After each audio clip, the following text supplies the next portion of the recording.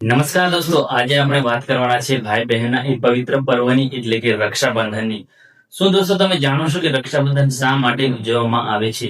શું આ રક્ષાસૂત્ર માત્ર ભાઈ બહેન પૂરતું છે કે પછી અન્ય કોઈ પણ સંબંધ ધરાવતા વ્યક્તિને આ રક્ષાસૂત્ર બાંધી શકાય છે? આનો ઇતિહાસ શું કહે છે જાણીશું આજના વિડીયોમાં અંત સુધી જોડાયેલા રહેજો. અને ચેનલ ઉપર નવા હોય તો ચેનલ સબસ્ક્રાઇબ જરૂરથી કરી લેજો, જેથી કરીને આવનારા દરેક વિડીયો તમે જોઈ શકો. વિડીયોને વધુ લાંબો ના કરતા વિડીયોની શરૂઆત કરીએ.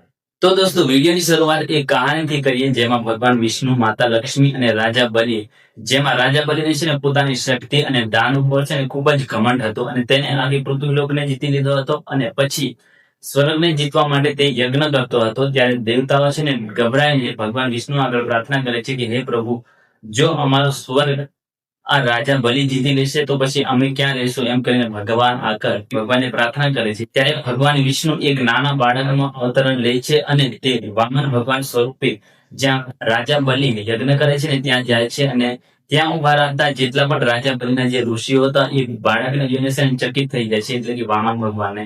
કારણ કે એના મુખમંડળ પર છે ને એટલું બધું તેજ હતું કે રાજા બલિ પણ પોતે યજ્ઞ કરતા કરતા ઉભા થઈ ગયા. અને એ બાળકને એટલે કે વામન ભગવાનને પૂછે છે કે હે બાળક, તને શું જોઈએ છે? ત્યારે વામન ભગવાન કહે છે કે મને 3 પગલા જમીન જોઈએ છે. ત્યારે રાજા બલિ હસીને એની મજાક ઉડાવે છે કે 3 ડગલામાં શું આવશે? એટલે તોય જીદ કરે છે એ બાળક એટલે કે વામન ભગવાન કે મને 3 ડગલા જોઈએ છે. તો પછી રાજા બલિને છે ને એમના ગુરુ શુક્રાચાર્ય કહે છે કે આ બીજું કોઈ નથી, ભગવાન વિષ્ણુ છે, એ બાળકના અવતારમાં આવેલા છે. ત્યારે રાજા બલિ ખુશ થઈને કહે છે કે તો સારું થયું કહેવાય, કારણ કે ભગવાન એક ભિક્ષુક બનીને આપણા આંગણે ભીખ માંગવા આવે છે. ત્યારે બે ઝીઝક રાજા બલિ છે ને દાન આપી દે છે 3 ડગલા જમીન. એક પગલામાં આખું પૃથ્વીલોક આવી જાય છે, બીજા ડગલામાં આખું સ્વર્ગલોક આવી જાય છે. અને પછી જયારે ત્રીજું પગલું આવે છે ત્યારે ભગવાન વિષ્ણુ કહે છે કે હવે ત્રીજો પગ ક્યાં મૂકવું? એમ. ત્યારે રાજા બલિ કહે છે કે હે પ્રભુ, મારા માથા પર મૂકો. આ જેટલી પણ ધન સંપત્તિ હતી એ તો તમારે હતી, હું તો માત્ર સાચવતો હતો. એવું કહી અને રાજા બલિ ખુશ થઈ અને પોતાના માથા ઉપર ભગવાન વિષ્ણુનો પગ મુકાડે છે. પછી ભગવાન વિષ્ણુ રાજા બલિના માથા પર પગ મૂકે છે અને રાજા બલિ પાતાળમાં જતા રહે છે. પછી ભગવાન વિષ્ણુ રાજા બલિના આ દાનથી ખુશ થઈને કહે છે કે હે બલિ રાજા, જો તારે જે પણ માંગવું હોય તો તું માંગી શકે છે વરદાનમાં. ત્યારે રાજા બલિ કહે છે કે પ્રભુ, મને બીજું કશું જોઈતું નથી, તમે મારી સાથે રહો, એ મારા માટે સૌથી મોટી ખુશી છે. પછી એમ કહે એટલે ભગવાન રાજી થઈ જાય છે. અને પછી ભગવાન વિષ્ણુને કહે છે કે મારા માટે તો તમે જ બધું છે, એટલે તમે મારી સાથે કાયમ રહો, મારી નજરના સામે જ રહેવું જોઈએ.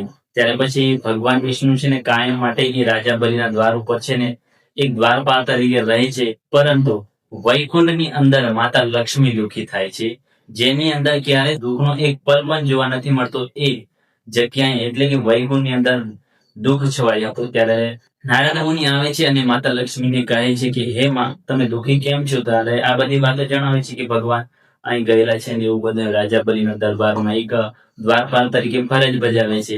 આ સંકટમાંથી હું પ્રભુને પાછળ કઈ રીતે લાવી શકું? ત્યારે નારદ મુનિ કહે છે કે માતે, તમારે એક ગરીબ સ્ત્રીનો વેશ ધારણ કરી અને રાજા બલિને છે ને એક રક્ષાસૂત્ર બાંધવાનું છે. પછી માતા લક્ષ્મી નારદ મુનિની વાત માને છે અને એક ગરીબ સ્ત્રીના વેશમાં તે રાજા બલિના દરબારમાં જાય છે અને કહે છે કે મારો કોઈ ભાઈ નથી, એટલા માટે હું આ દરબારમાં આવી છું. ત્યારે રાજા બલિ ખુશ થાય છે અને માતા લક્ષ્મી રાજા બલિના હાથમાં રેશમનો ધાગો બાંધે છે. પછી રાજા બલિ કહે કે આજથી તું મારી બહેન અને તું જે માંગે તે હું તને આપીશ. તો રાજા બલિ તો વચને બંધાઈ ગયા, એટલે માતાને પેલો ઉપાય યાદ આવી ગયો. એટલે માતા કીધું કે મારે પ્રભુને મુક્ત કરવા છે, પોતાના વેશમાં આવીને કીધું. એટલે રાજા બલિ ખુશ થઈને પ્રભુને ત્યાંથી મુક્ત કરી દીધા અને પછી વૈકુંઠ જતા રહ્યા. એક રેશમના ધાગામાં આટલી તાકાત હતી કે એક ભાઈને જો ધાગો બાંધીને પોતાના પ્રભુને માતા લક્ષ્મી છોડાવી દીધા હતા. ત્યારથી દોસ્તો રક્ષાબંધનની ઉજવણી કરવામાં આવે છે. અને એક બીજો એવો જ કિસ્સો છે જે મહાભારતના સમયકાળનો છે. જ્યારે કૃષ્ણ ભગવાને શિશુપાલનો વધ કરે છે, ત્યારે સુદર્શન ચક્ર જ્યારે આંગળીમાંથી કાઢે છે, ત્યારે કૃષ્ણ ભગવાને આંગળીમાં લાગી જાય છે સુદર્શન ચક્ર, એટલે આંગળી કપાઈ જાય છે. એટલે પછી દ્રૌપદી છે ને સાડીનો ધાગો કૃષ્ણ ભગવાનની આંગળીએ બાંધી દે છે. ત્યારથી એક ભાઈ બહેનનો જે પવિત્ર સંબંધ છે એ ગાઢ બને છે. અને પછી એક એ પણ કિસ્સો છે જેના આધારે આ રક્ષાબંધનની ઉજવણી થાય છે. તો આવા તો છે ને અનેક કિસ્સાઓ છે, રાજા રજવાડાઓના પણ છે. તો આવી રીતે જે ઘટના બની છે, આવી રીતની જે કહાની છે, એના આધારે છે ને દોસ્તો આ રક્ષાબંધનની ઉજવણી કરવામાં આવે છે. બાકી વિડીયો તમને કેવો લાગ્યો, સારો લાગ્યો હોય તો વિડીયોને લાઈક જરૂરથી કરી દેજો, ચેનલ પર ચેનલ સબસ્ક્રાઇબ જરૂરથી કરી દેજો અને વિડીયોને શેર કરવાનું ભૂલતા ના, જેથી કરીને તમારા જેવા બીજાને પણ ખબર પડે કે વાસ્તવમાં રક્ષાબંધન શા માટે ઉજવવામાં આવે છે. તો મળીશું પાછા કંઈક આવા જ હિસ્ટ્રિકલ વિડીયોની અંદર. જય હિન્દ, જય ભારત.